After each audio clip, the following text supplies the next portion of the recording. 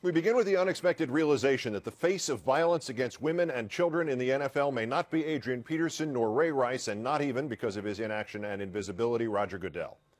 It's Jonathan Dwyer of the Arizona Cardinals. Police say on July 21st, he headbutted his wife and broke her nose. They were called to his home. She convinced them it was not physical. He was hiding in the bathroom, threatening to kill himself in front of her and their child.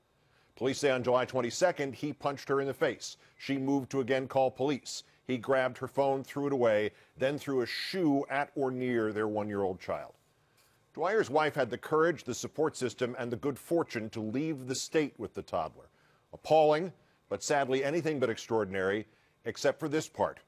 49 days later, on the morning of September 9th, a Pittsburgh woman named Mary Brennan, a former Mrs. Pennsylvania USA, sent out 2 ordinary tweets.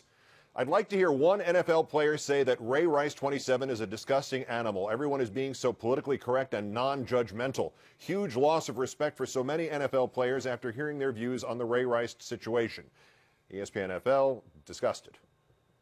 Apparently only one NFL player actually responded to Ms. Brennan's tweets of 9 days ago. Jay Dwyer 27 wrote back, "That's because we can't talk like that. All of us don't support domestic violence, but we can't dog nobody."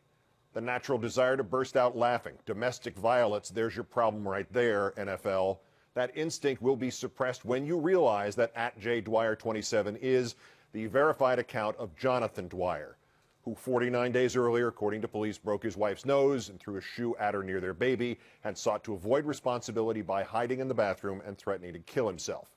And who, police also say, sometime last week, before or after the domestic violence tweet, we can't be sure, texted his wife a picture of a knife, accompanied with more threats of suicide. That's when she finally reported him to the police.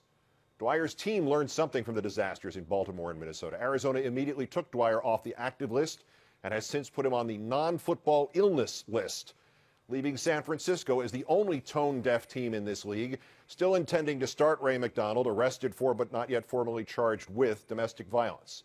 I suspect the 49ers will get the point by tomorrow at the latest.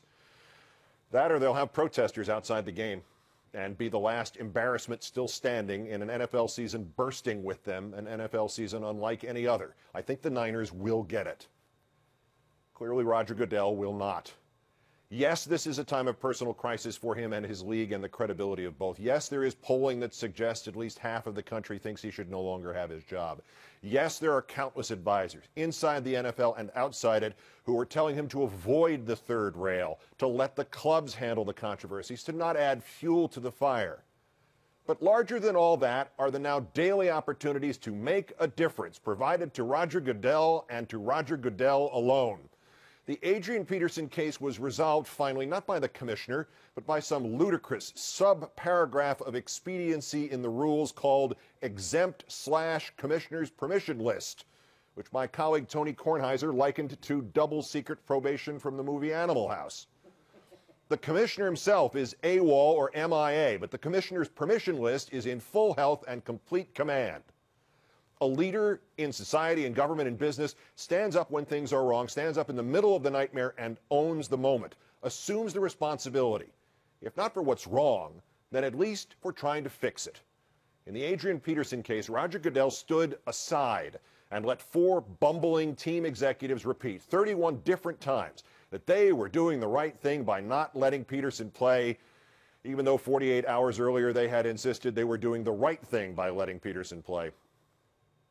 But now in the Jonathan Dwyer case, police saying a player's wife gets her nose broken when she refuses to have sex with him, then he hides in the bathroom, threatens to kill himself, then he throws an object at his child, then he punches holes in their walls, then those tweets, then he again threatens to kill himself. All the terrible threads of this last year in the NFL join together, and again, a true commissioner stands up and says that. It takes neither a criminologist nor a neurologist to see that in Dwyer, the threat of domestic violence akin to the Ray Rice case and the threat of child abuse akin to the Adrian Peterson case could easily be joined by a third thread, the epidemic of brain trauma in the NFL and the horrible truth that one of its first symptoms is uncontrollable rage.